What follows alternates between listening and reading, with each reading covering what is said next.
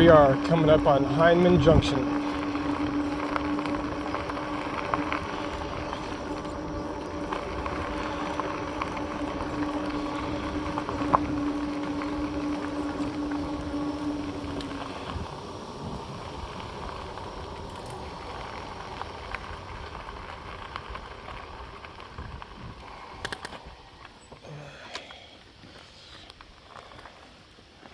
And this is about, if you was to go this way, you'd go to St. Charles. If you'd go back this other way, that goes to Clinton. We're going to stop here at Hindman Junction real quick.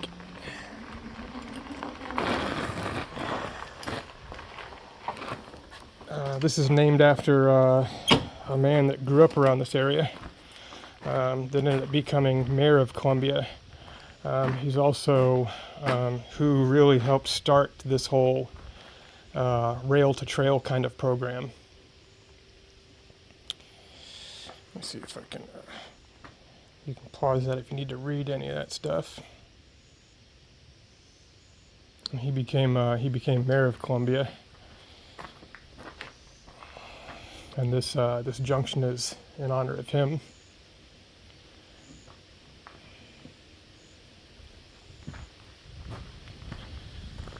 And today, well, there's a couple of things if you go this way. One of the things that's not on the map is there's a little community about 6 miles from here called Cooper's Landing. It's got a boat ramp and a general store and camping and whatnot. This way, there used to be a thing called Catfish Katy's down here that had similar amenities, camping by the river and boat ramp and a little general store. The boat ramp is still there, all the rest of the stuff's gone. So today we're going to go the rest of the way this way. We're going to go to Rocheport this way. So I just wanted to give people a chance to see what the trails are like out here in Missouri. Well, this is B.O.B, by the way. B.O.B stands for Bug Out Bike. It's got a 20 amp hour battery, 750 watt motor. Max speed is 28 miles an hour. I've got it governed to 15. 15 is plenty fast enough for these trails out here. The cases and stuff I built myself. It holds about 100 liters of gear. I've got it set up for camping, wilderness exploration. I get pretty far out there. My last bicycle trip, I just broke 3,000 miles on this thing. And as of August 18th, I'll have had it 2 years. Today I've gone 17 miles. I came from this trail here, and this goes into town on the other side. I live on the other side of town. So I like to come out here to Hindman Junction, 17 miles one way. It's a nice area to come out and have some lunch. Look at this. You see those squirrels chewing on a bench? That's the second time I caught him doing that. Look at that. You little booger.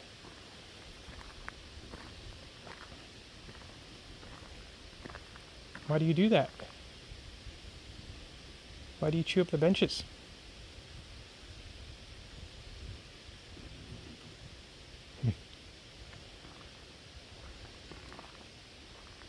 Little booger. That's what all this stuff is. This is all from them chewing on these benches out here. So anyway, we're gonna get moving.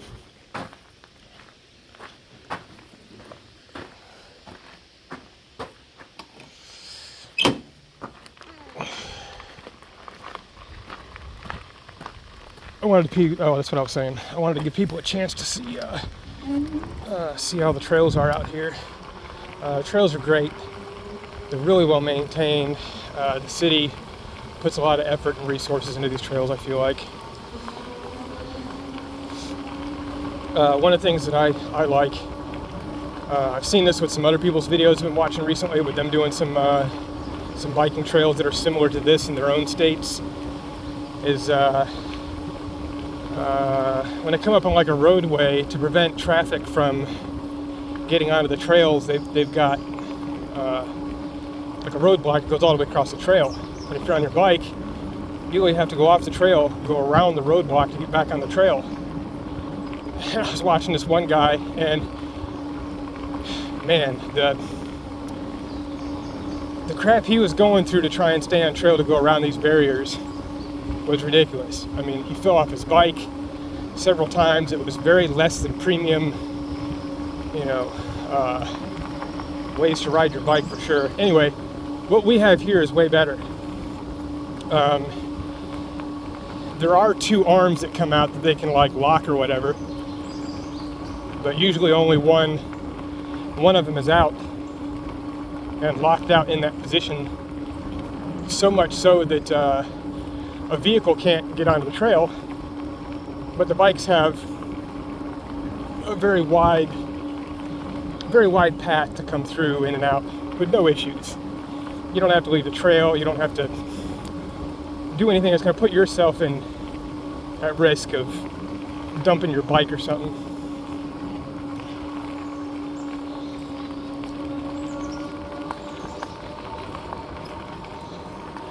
So as you can see down here, we've done about 17.5 miles today. And there's my total, 3,049.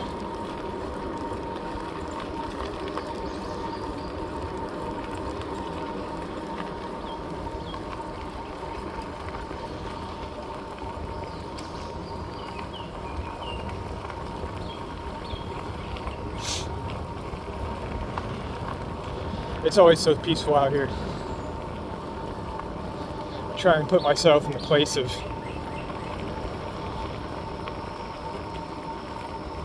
the later 1800s, 1870s, 1880s, around that time, and just imagine the trains that were traveling these tracks.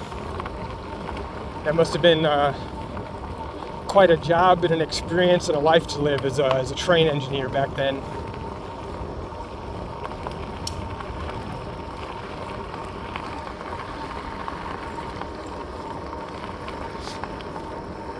We're coming up on one of those such vehicle barriers up here. Oh, you guys get to see something cool. We're coming up on Big Tree. We'll go look at it. This is the oldest bur oak in the country, in the United States, I believe.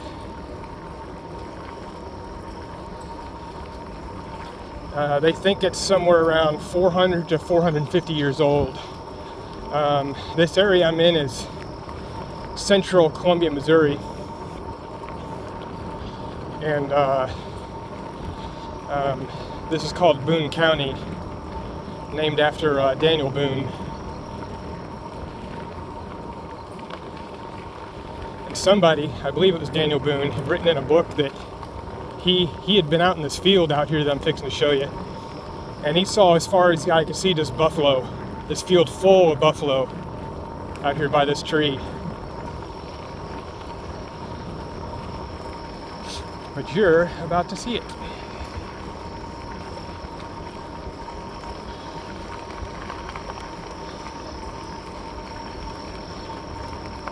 Morning. Oh, see, they got both of the barriers up, but still, I mean, you've got plenty of room to get through here with a bicycle, no problem at all. You don't have to go around anything.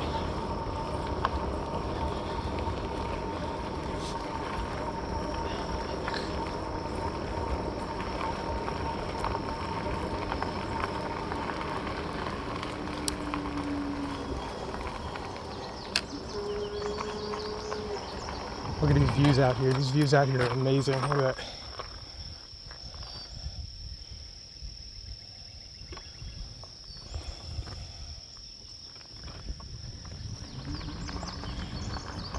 You see these barriers? That's easy. I mean, honestly, a vehicle might just be able to squeeze through. They're a smaller vehicle.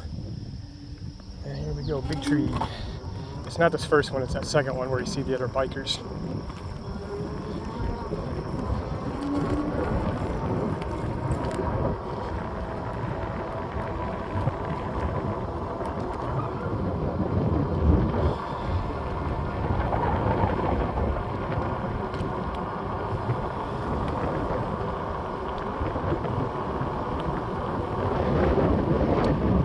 I'm not going to try and get anybody's face on camera here, so it's about as close as we'll get. We'll turn around here, and you guys get the idea. It's a big tree.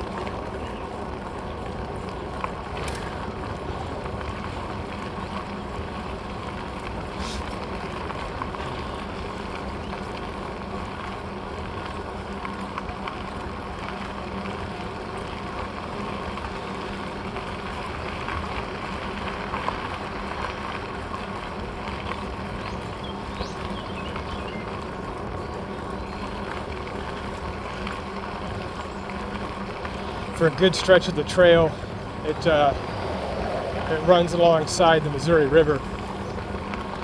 And I mean right alongside the Missouri River. Like it's very possibility you could crash your bike off the side of the trail and end up in the river. That's how close.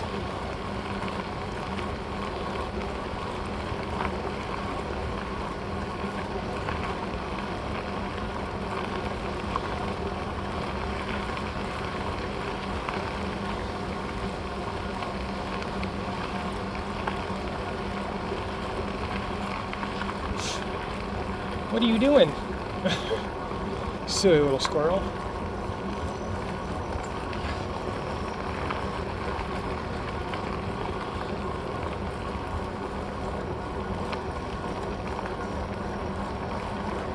There's lots of elderberry that grows alongside the trail here. Usually around like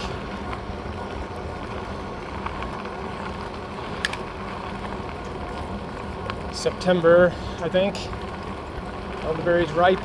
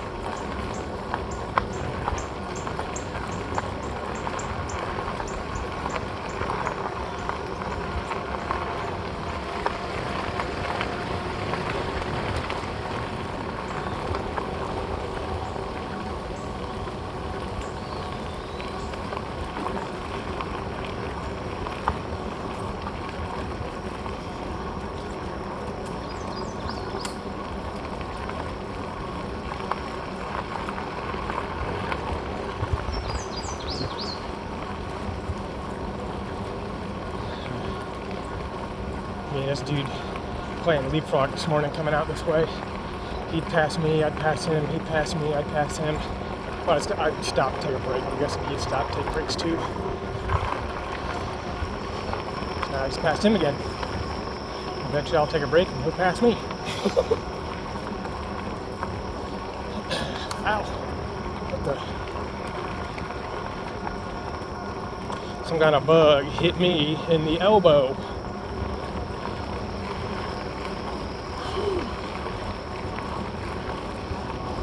It's quite an exercise. People that try and claim that riding e-bikes aren't an exercise, I won't tell you what. First off, I used to come out here and do this on a regular bike. I'd come out here with a 20-pound backpack on my back and I'd ride 30, 35 miles in one day. And I can't do it anymore for a number of reasons. Mental health stuff, physical health stuff, I just ain't got it in me anymore.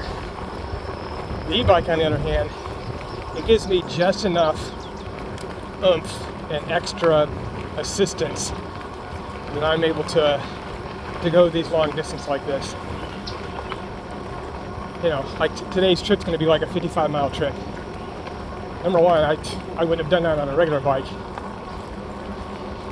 But this bike with the cases on the back, just empty, with nothing in the cases, weighs 100 pounds. It's not a light bike. You can put as much physical effort into it as you want. I mean, you know, I could just not use the electrical at all and just pedal.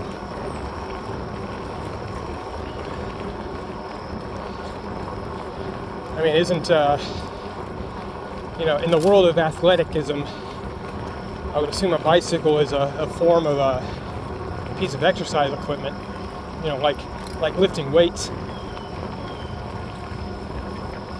So, I mean, yeah, you can get toned and you can look athletic from lifting hundreds and hundreds and hundreds of reps of lighter weights, but to really get that power, you got to climb into higher weights.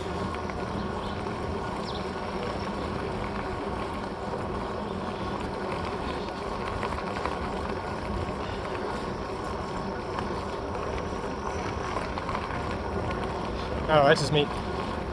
I just think that, you know, you want to try and get some power and some stamina, come out and ride an e-bike, and just don't turn the electrical stuff up too high, and you'll. I've honestly, to tell you the truth,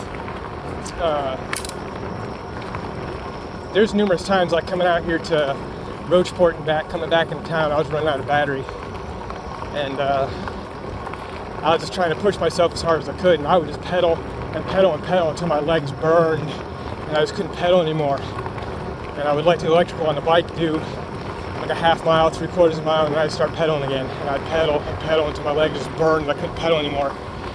And I'd let the electrical on the bike do its thing for a mile, and then I'd pedal until my legs burned and I couldn't pedal anymore. I just kept doing that all the way home. My legs were like jelly for 2 days. I couldn't hardly walk. But e-bikes are cheating, right? Anyway, that's enough of that rant. We're coming up on Terrapin Creek. This is an old bridge. I believe this bridge was built like early 1880s, something like that. It's an old bridge. It's original to the trail. They put wood planks over them. These wood planks and structure that they put over these bridges is very similar to what I've seen them do in other communities. A lot of the ones in town, the original bridges, they've just become so decrepit. They've torn them down and replaced them with stuff that kind of looks reminiscent of the era.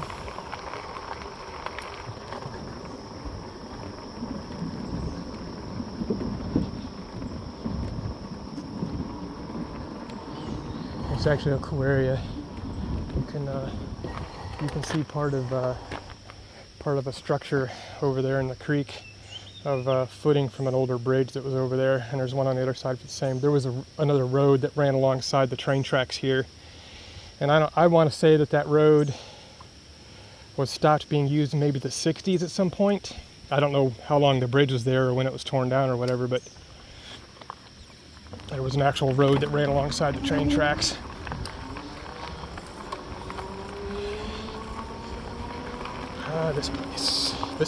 This house was up for sale at one point, and man, I wanted to buy it so bad. I mean, that's a perfect house. You're at the dead end of a private road, and it's right out here next to the trail, in between Coopers and Rocheport. I mean, how much more perfect of a property for somebody that gets out here and enjoys these things than that? That's a crazy thing. I bet the dude that lives there doesn't even come out here and ride these trails.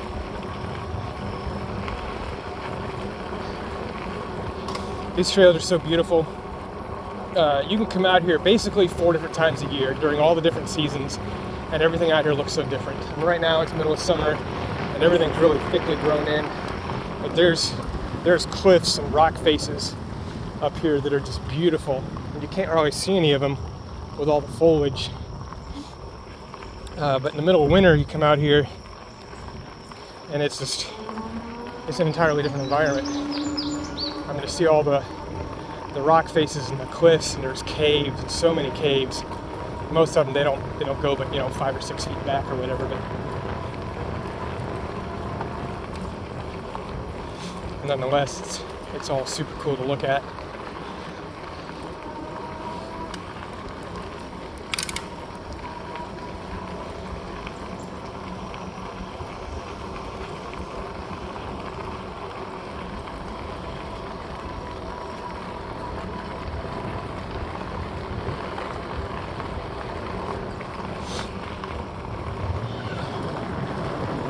These are all farmer fields and stuff between here and the river.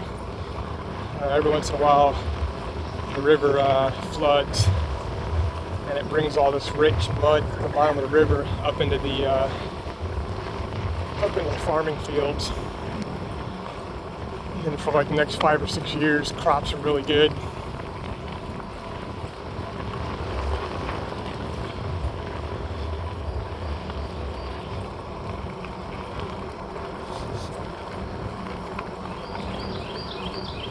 We're fixing to be up beside the river. Trail curves up here to the left, And then I think it'll curve off to the right and it'll come up beside the river. I think we might stop for a minute. I'll get a little something to drink. Take a little break.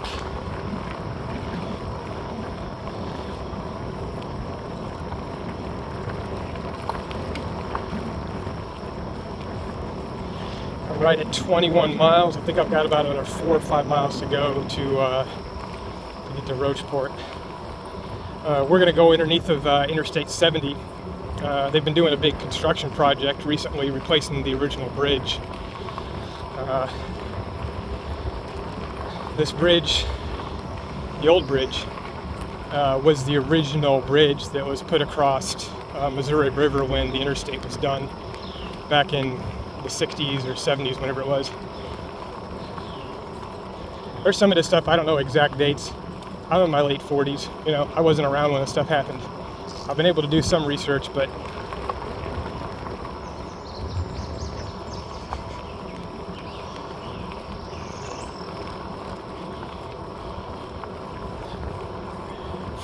there's the river.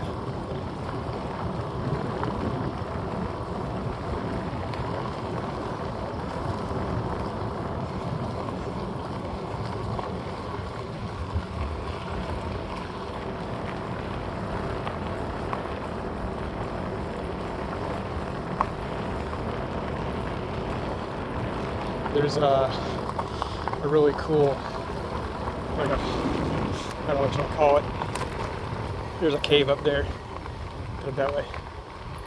This is cool, I've been up there before. Alright, this is where I'm going to stop, take a break.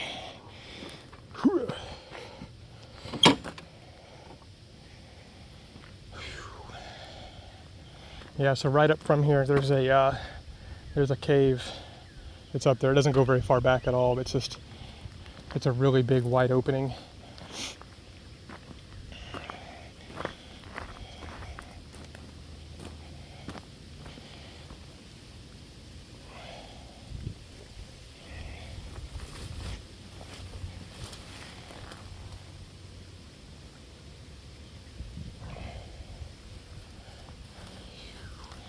It's still earlier in the morning, it's only 8 o'clock. I left the house at 6 o'clock this morning. It's supposed to be 90 today. I'm trying to get back home before noon.